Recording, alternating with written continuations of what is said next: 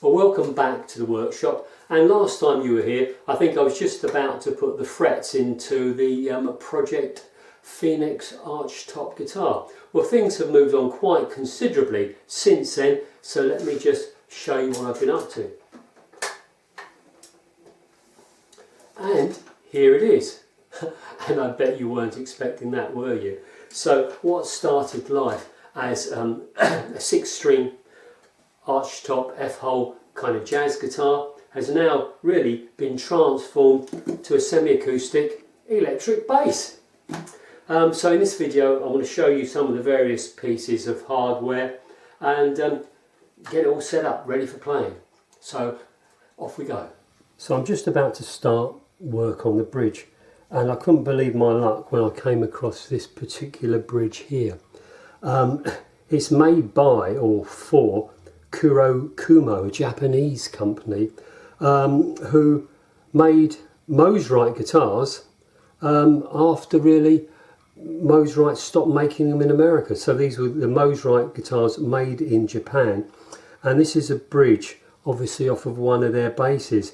I saw it on eBay, and actually I was so pleased with it that when the chap who was selling all of this kit put another one up, I snapped it up straight away. You never know when you might need one. So yeah, the main thing I like about this is, one, obviously you can adjust it for intonation, and also there's 17mm string spacing, and believe me, it's really difficult to buy a bridge these days that hasn't got the kind of the standard Fender 19mm spacing. So it's obviously got to be mounted on something. And the kind of bridge pillars you get for Tune-o-matic bridges are too small for the hole here. They would just rattle around. So I've kind of been playing around with this base here.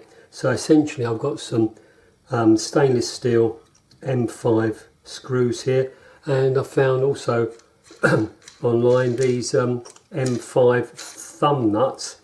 So that will enable me to make up a base and have the bridge adjustable for height. So knowing that that works, I'm just actually starting on the ebony base, which will be mounted onto the body of the guitar.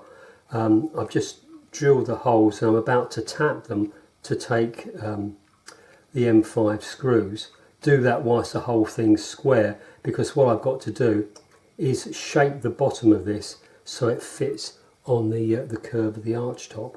So yeah, so that's what I'm doing at the moment.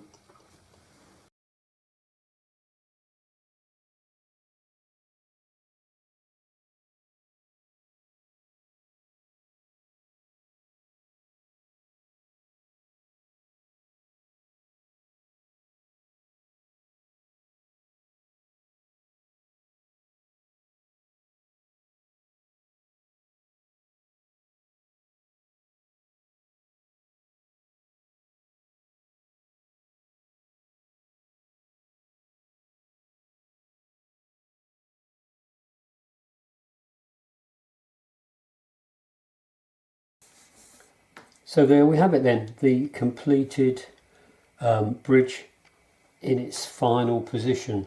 So the next step for me is to concentrate now on the tailpiece.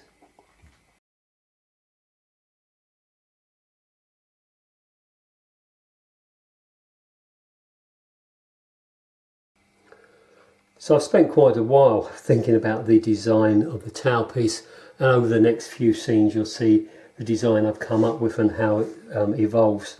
So this block of ebony here, this is the anchor block for the strings.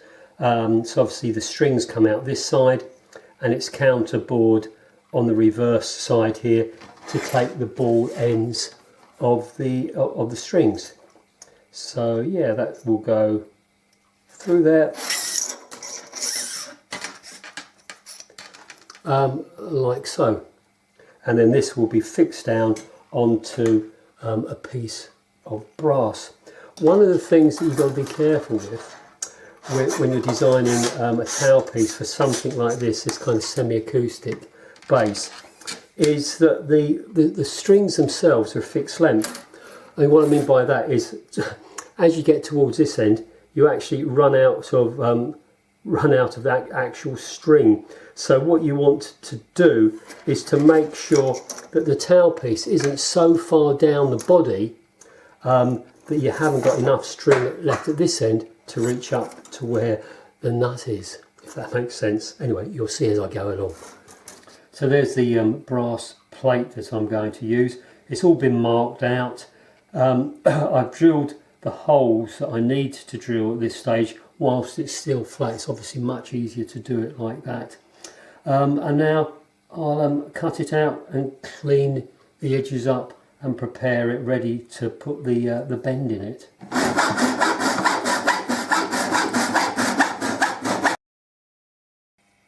So I'm getting there now with the tailpiece. All those edges have been nicely cleaned up. That's a protective film to stop that side getting scratched. However, once I take that protective film off, there'll be this large area of bare brass, and I wanted to kind of decorate it in some way. And what I thought I'm going to try to do is get the ebony off this pick guard and use that as a kind of a plate on the front here, just to break up all of that brass. And it would be really nice, wouldn't it, to be able to kind of recycle another part of the guitar into this new version of it.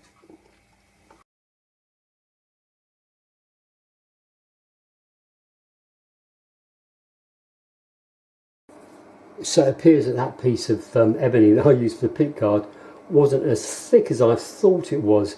I actually laminated it onto a piece of plywood. So what I'm doing is I'm feeding this gently through my thickness sander and hoping to sand off that plywood and have really kind of an ebony veneer left. So there we have as much as I dare do to that piece of pickguard. It's about 1 millimetre now, which to be fair is thicker than your kind of average veneer. It's big enough to cover the area that I want.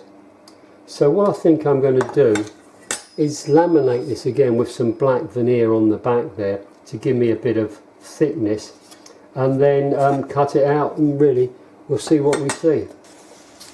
So there's the main part of the tailpiece, the brass piece. I've just degreased all of that because what I'm going to try to do now is epoxy this piece of ebony in place, and that, if you remember, I've salvaged from the pick guard, and then once that's been glued on, I can fix on the anchor block for the strings, and we're almost there, aren't we?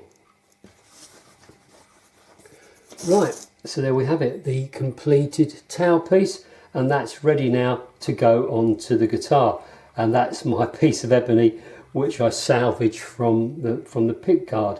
So yeah, pleased with the way that's turned out. Maybe slightly more of an industrial look than I intended, but I think that's going to look rather cool. Anyway, get that fixed on and let's get it playing. So I'm going to use these hip shot tuners, made in America, incredibly lightweight. The open back exposed gearing I think looks really quite cool, and one of the interesting things that you can do with these, if you need to, is actually take them apart and swap them from left-handed to right-handed, and I believe that's one of the only tuners that you can do that. Yeah, so I really like these, so yeah, let's pop those on, shall we? So here's the humbucking pickup that I'm going to use, and rather than using a surround, I'm going to have a block of foam inside pushing the pickup up, and some screws going through the tabs pulling the pickup down, so that will hold it all firmly. And of course this is the sort of setup that you'd see on something like a Fender Jazz Bass, or maybe with P90 pickups, say where you don't have a surround. So I've got a switch here which is for single coil humbucker modes, so that's going to be threaded through this hole. Then I'm going to take it out of the F-hole and wire it to the volume and tone pots. Right, so the humbucker has been installed. We've got the volume, tone and the selector switch, which will switch between single coil and humbucker mode. And as you can see around here, we've got the jack socket on the jack socket plate. That wasn't very easy to do, and I had to enlist the help of my wife Amanda to hold various things for me and help me pull bits of wire through. But anyway, after I suppose about an hour and a half of what was quite frustrating work, it's done. And the next step now is to fit the tailpiece on. I've polished all the screws up and the end pin, so once that's on, bridge in place, and we can get some strings on there.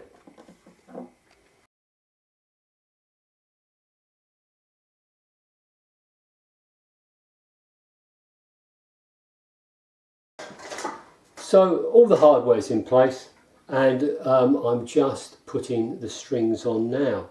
Once the last string is on there, I'm going to have a fair few hours ahead of me, I think, adjusting the action, the intonation, and any other fettling that I need to do to it. So yeah, I'm going to crack on with that now, and I'll see you soon in the next video, and hopefully in that last and final episode you will see Project Phoenix risen from the ashes and up and playing. So until then, you take care. All right, cheers.